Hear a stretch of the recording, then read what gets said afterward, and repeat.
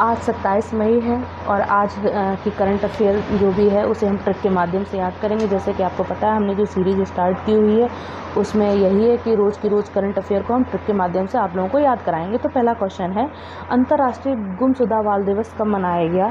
तो अंतर्राष्ट्रीय गुमशुदा जो बाल दिवस है वो 25 मई को मनाया गया। और हमने कल भी याद कराया था कि जो विश्व थायराइड दिवस है वो कब मनाया गया, वो भी 25 मई को मनाया गया।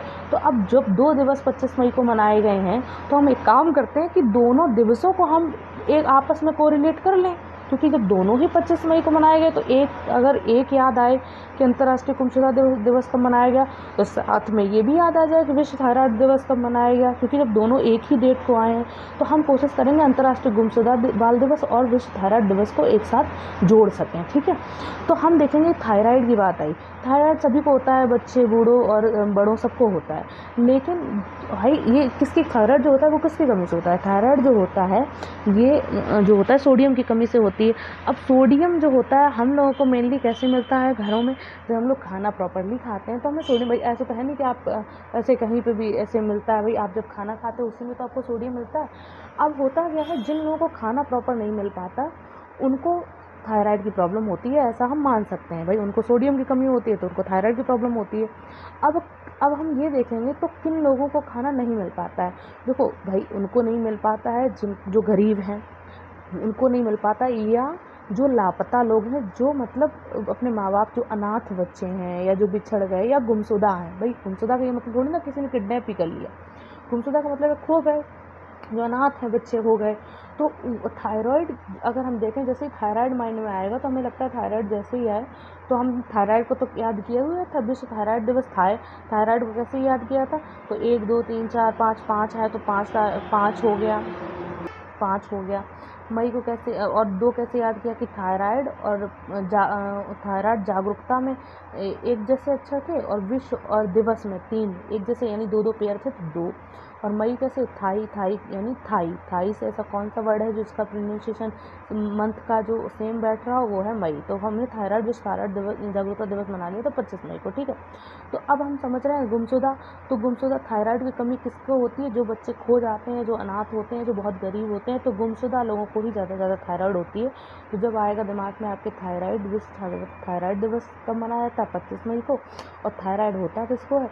जो बच्चे अनाथ होते हैं, गरीब होते हैं या गुमशुदा होते हैं। तो जैसे गुमशुदा आएगा तो अंतर्राष्ट्रीय गुमशुदा दिवस कब मनाया जाता है? 25 मई को। अगला क्वेश्चन है आप हमारा, राष्ट्रीय उपलब्धि सर्वेक्षण 2021 रिपोर्ट किसके द्वारा जारी हुई? राष्ट्रीय उपलब्धि सर्वेक्षण 2021 रिपोर्ट किसके द्वारा जारी हुई? अब राष्ट्रीय उपलब्धि के जो सर्वेक्षण है उसकी रिपोर्ट जारी हुई है। तो आप ये बताइए, किसी भी राष्ट्र के लिए उपलब्धि सबसे बड़ी क्या होती है? किसी भी राष्ट्र के लिए उपलब्धि सबसे बड़ी ये होती है कि उस राष्ट्र के प्रति व्यक्ति को की बेसिक ज़रूरतें पूरी हो सकें। बेसिक ज़रूरतें क्या है? कि कोई भूखा ना सोए और सबको शिक्षा प्राप्त हो सके, यही तो बेसिक उपलब्धियां हैं। तो आप देखिए कि जब ये दोनों, यानी बेसिक कौन कौन सी चीज़ें हैं? कि कोई भूखा ना सोए और हर एक को शिक्षा प्राप्त हो सके। तो भूखे के ऊपर तो हमारा कोई मंत्रालय है नहीं, मतलब उसके ऊपर है लेकिन भूख के नाम से कोई मंत्रालय नहीं है। लेकिन दूसरा, एक भूख से ना भूखा ना सोए, दूसरा कोई भूखा ना रहे, दूसरा शिक्षा जिसको प्राप्त हो सके। लेकिन शिक्षा के नाम से हमारे पास एक मंत्रालय है, शिक्षा मंत्रालय।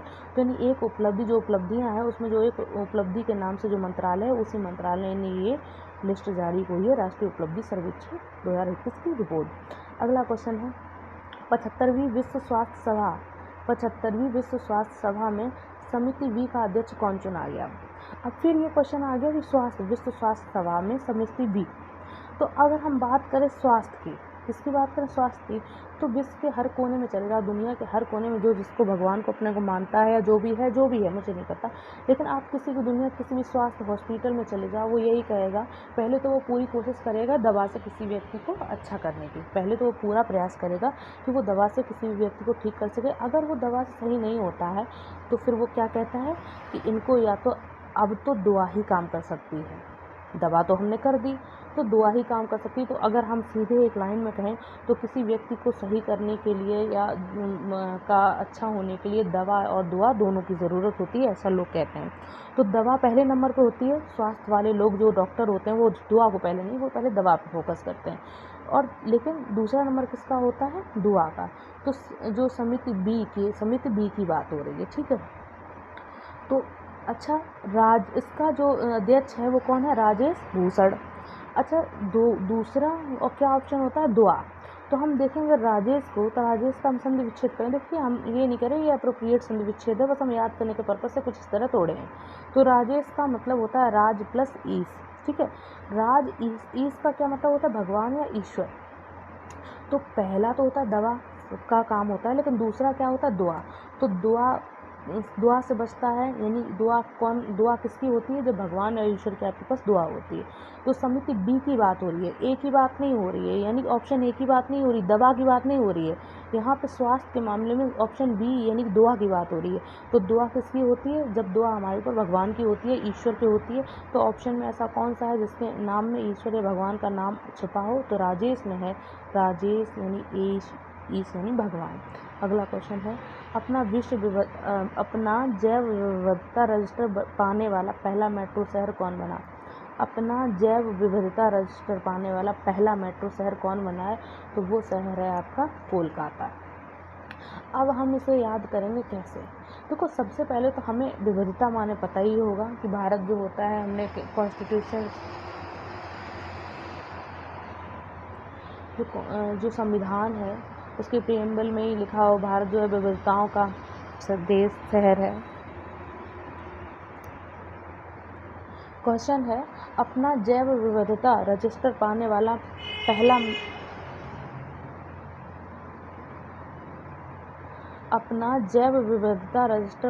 पहला मेट्रो शहर कौन बना? तो वो है कोलकाता। तो आप लोग विविधता का मतलब जानते होंगे। विविधता का मतलब ये होता है कि कई प्रकार के, यानी भारत वैसी विविधताओं का देश है कि जिसमें हर धर्म को मानता है, हर कल्चर की बात है, हर तरीके के पर्व, मतलब एकदम से विविधता मतलब कई राज्य, कई जब कल्चर और कई चीज़ें एक साथ होती हैं, यानी परिवर्तन। विविधता का मतलब अलग अलग प्रकार यानी परिवर्तन ही विविधता मतलब होता है। अब उनका पहला विविधता रजिस्टर पाने वाला पहला मेट्रो शहर कौन है? वो है कोलकाता। कौन सा शहर है? कोलकाता। तो अब हम जब जान रहे हैं विविधता का मतलब होता है परिवर्तन या अलग अलग चीज़ों का एक साथ मिश्रण। तो हम कोलकाता के बारे में अगर कुछ चीज़ें नहीं जानते तो हम जान लें कि कोलकाता में क्या क्या हुआ है, कोलकाता किसके लिए फेमस है।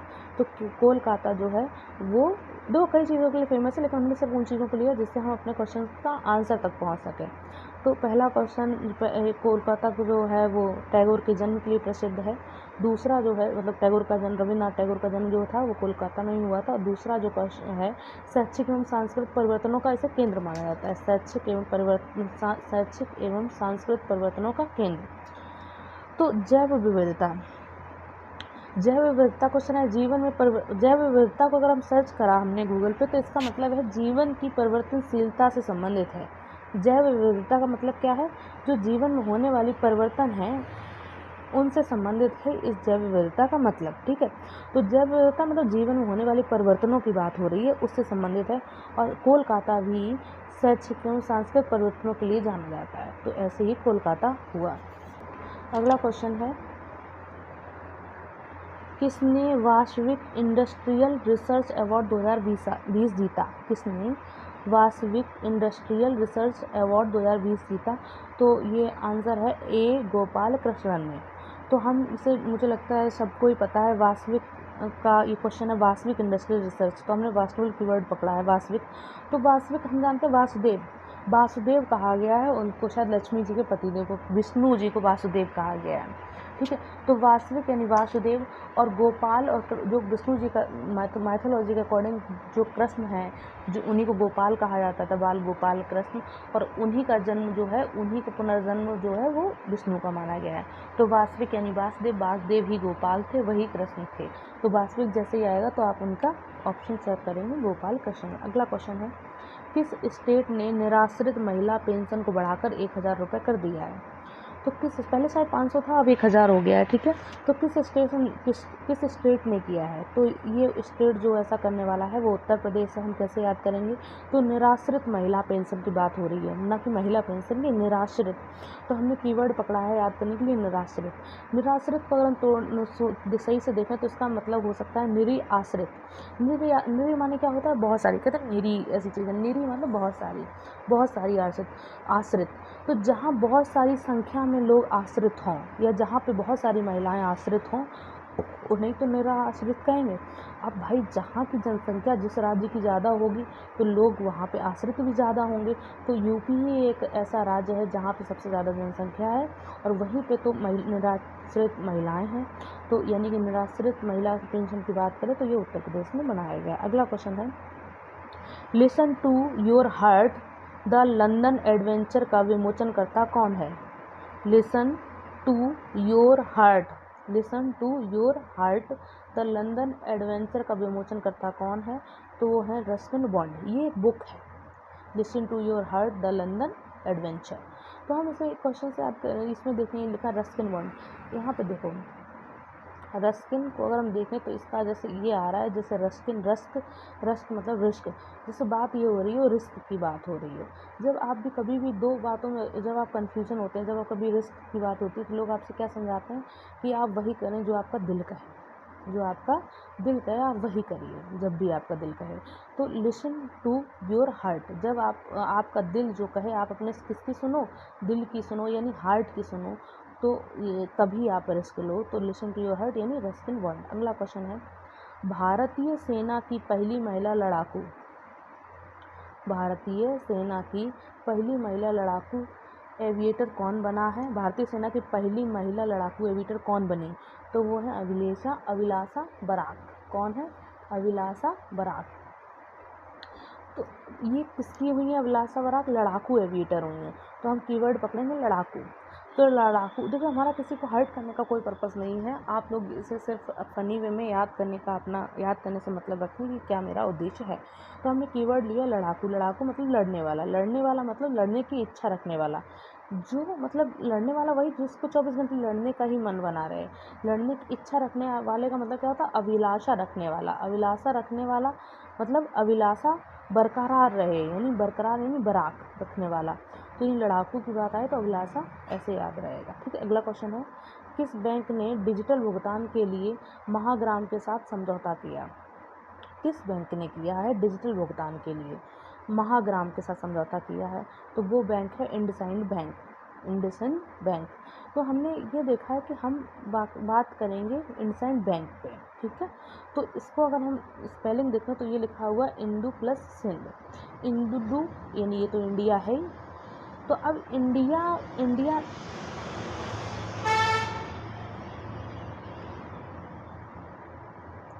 इंडू प्लस सिंध, तो